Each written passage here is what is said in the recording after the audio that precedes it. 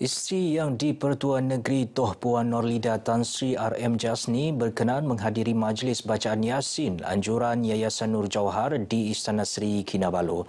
Selain bagi mendapat keberkatan, majlis yang diadakan juga bertujuan mengeratkan hubungan silaturahim dalam kalangan mereka yang hadir.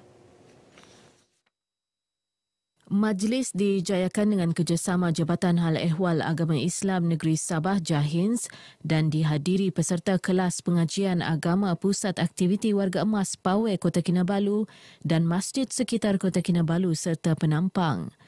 Program seumpama dilihat bertepatan dengan usaha pemantapan akidah ummah dan mencontohi amalan junjungan Rasulullah SAW. Terdahulu, Toh Puan Norlida menunaikan solat Zuhur berjemaah.